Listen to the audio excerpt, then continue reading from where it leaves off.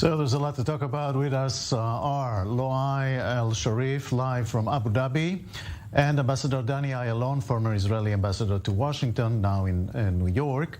Mr. Al-Shareef, I'll start with you. Is there an atmosphere of war in Abu Dhabi right now? Well, I live in Abu Dhabi, but currently I'm in Dubai. Okay. So there's no atmosphere of war in Dubai or in Abu Dhabi. It's 100% safe. And today I was at Dubai Expo, or Expo Dubai 2020. We were celebrating the Israeli Yom Haleumi, the Israeli National Day of Expo. You see, at Expo you have certain dates where each country has its own national day, regardless of its real national, its real national day. So today, January 31st, is the National Day of Israel at Expo. I went there with two of my amazing friends from Misrat Bachutz, from the Ministry of Foreign Affairs from Israel, and we went there at Expo. We enjoyed it. It was lots of balagan. People were having fun. We're enjoying everything.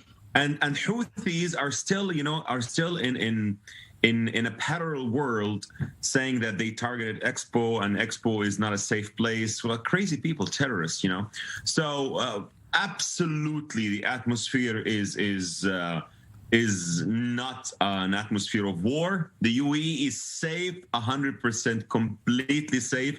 Yes, the defense of the UAE managed to intercept a ballistic missile fired by Al-Houthi, but you have to know that it not only did it intercept this ballistic missile, it also destroyed the launcher of the missile, because the UAE monitors the skies of Yemen, and the UAE knows from where the missiles are fired, and the launch pad of these missiles will be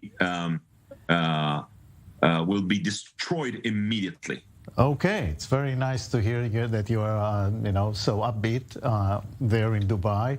Let me bring in Ambassador Eilon. Danny, do you suspect that President Herzog visit was really a target by the Houthis? It was all intentional? I'm not sure it was a target as such, but definitely his presence there added to the timing. So they got like a twofer. We know that Iran has been long trying to undermine the regimes both in Dubai, Abu Dhabi, Saudi Arabia, and they continue with their relentless campaign, basically, to turn the entire region into a Shiite hegemony. So, of course, the Expo, which is doing very well and a great success, international success for the Emirates also, is not to the pleasure of the Iranians. So they continue to do what they're doing. They're raising the ante all the time, also because of they want to better their position in Vienna vis-a-vis the nuclear talks. But so far, it's been that they have not been very much successful. And you know what, Yaakov, the best, I would say, proof that the Iranians fail is that the relationship now between Israel and the Gulf, namely, basically, mainly the Emirates, but not only, is not only overt, diplomatic, overt relationship, but it's now going deep down into intelligence cooperation, and most importantly, into defense cooperation. And it's not just in the Gulf, it's also in North Africa. You know that it's been unprecedented just 3 months ago that Israel has signed a defense treaty, defense cooperation with an Arab country, with Morocco. And so this is paving the way also to continue to do these things in the Gulf. And we will continue to see that as more as the United States is pivoting or leaving or just showing that they may leave the area. Israel is picking up the slack, and it's very much to the encouragement of all our allies there, the moderate Sunni countries. That's an interesting process. I tend to disagree with something the ambassador said, Yaakov.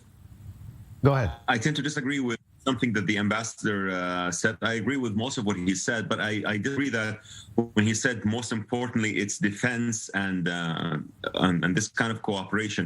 I believe the most important thing is the people-to-people relations that is flourishing between the Gulf states and Israel, and it will keep on flourishing. This is the essence of the Abraham Accords.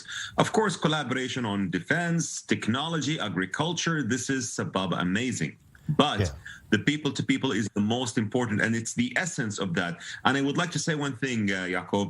I would personally love to thank President Isaac, President Yitzhak Herzog, for not canceling the Expo visit. He did it on time. He did it very professionally. He proved that he's a good friend of the UAE. He proved that he is a worthy friend of the Emirati people and of the Gulf citizens in the Gulf region. He proved Israel keeps on proving that it's a reliable ally and a friend in this war that we all have against terror and terrorists, of course, terrorist organization. Okay, Ambassador, I owe you your remarks after what Loay said before. Yeah, Yaakov, actually, I am happy to stand corrected, and I just want to amplify what our friend from Dubai said. Certainly, the people-to-people is the foundation of everything, and indeed, the visit of the president, you see, the president of Israel is not just a symbolic or ceremonial, is the one that represents not the government. He's over and above politics. He represents the people. So his visit is very significant, and it's really cementing the relationship and bringing it to really great new heights. Right. Loay, after all, was it at least somewhat embarrassing for the Emiratis that such an incident happened during this very important visit, a missile over Abu Dhabi? Absolutely not. If it was a hit, I would tell you yes. But if it was intercepted successfully and then the launch pad of that missile is destroyed immediately, it's not an embarrassment. It's like this is something that we really have to get used to. The fact that we are facing a terrorist group that is that the only thing that they understand is devastation and war and destruction. Look at the Houthis. Look at their banners. They say death to America, death to Israel, cursed be the Jews. What kind of life will this militia offer to the Yemeni people? Of course, devastation and intolerance and no coexistence at all. So it was not embarrassing at all. On the contrary, it proved that the UAE's defense is very up and ready and steady, and it will retaliate. Quite efficient so far. Yeah, quite efficient so far. Efficient, and it will retaliate strenuously against those who threatens its security. Ambassador Eilon, this was actually making the point that Israel and the UAE are on the same page when it comes to Iran, right? Absolutely. And we know Iran is a threat, first and foremost, I think, to its own population. It's amazing. You see all the deprivation and the hunger over there.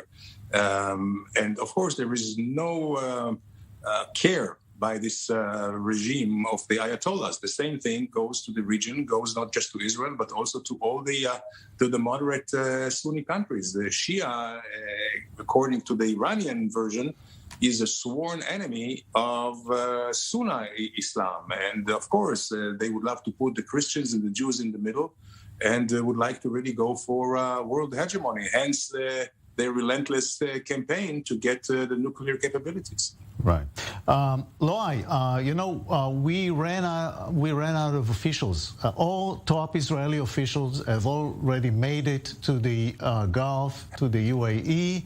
When will we see in Israel the top Emiratis visit back? Very soon. Yeah? Very soon, I can guarantee that. Okay. Absolutely, very soon. All right, so I'm sure it's going to be a big deal in Israel. There's no doubt about that. Where's your Hebrew? Are you studying Hebrew?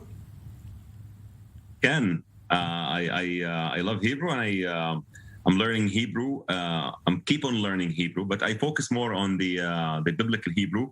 It's really Israel's legitimacy and Israel's real existence is actually phenomenal because of its history, because of as we say hatarbut ha-Yisraelit, the culture of Israel and the historia shel Israel.